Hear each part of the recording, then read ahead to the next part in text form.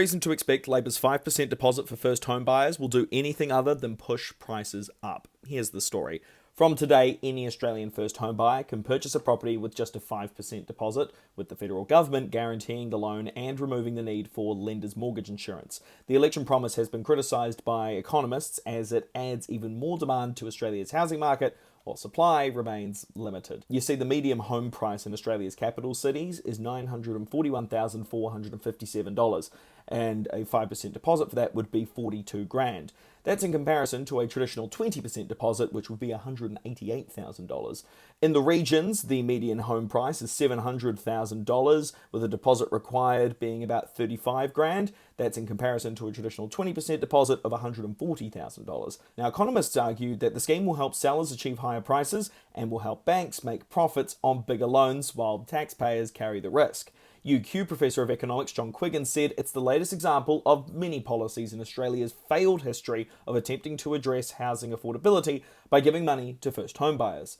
So there's no reason to expect that this will do anything other than push prices up like all the other schemes, he said. There are some risks though. Negative equity. With only a 5% deposit plus stamp duty and fees, buyers start with very little equity. If prices fall or interest rates rise, making repayments harder and equity slower to build, they could end up owing more than the home is worth. The government, e.g. the taxpayer, is taking on real financial risk, covering losses when defaults occur. Expected costs are in the tens of millions a year, but that could rise sharply in a downturn. Professor Quiggin said if something bad were to happen to property prices or a big drop, then lots of these mortgages will go into default and the government will be out for an awful lot of money. With many buyers entering with 95% loans, the economy carries greater systemic risk. Even small price falls can trigger foreclosures, strain banks, and amplify housing downturns. Professor Quiggin explains that this policy cements the government's position on housing prices only going up.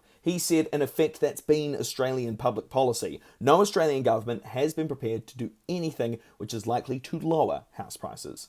The sellers benefit because they can sell their house to somebody who couldn't otherwise afford it, so that pushes prices up, he said. The buyers are taking on a riskier loan than a prudent lender would normally approve. The risk is mostly borne by the public, not the buyers.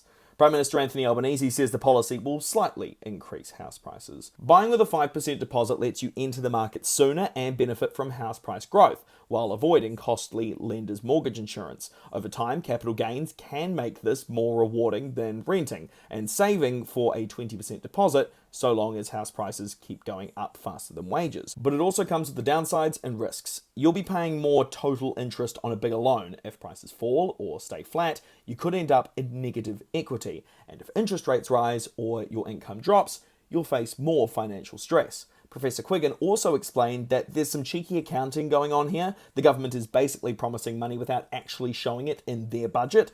It's like saying, we've got your back if anything goes wrong, but we're not going to write it down on how much that could all cost. This way, it looks like they're not spending a lot now, even though they might have to pay a huge amount later on, especially if there's a downturn. If given a crystal ball to predict the future of this policy, Professor Quiggin told me he wouldn't count on this scheme lasting forever due to the amount of money the government will be on the hook for. He said, I'd be surprised if it was still present in 10 years. And in the meantime, it will open the door for some first-time buyers, but at the cost of making housing affordability even harder to fix.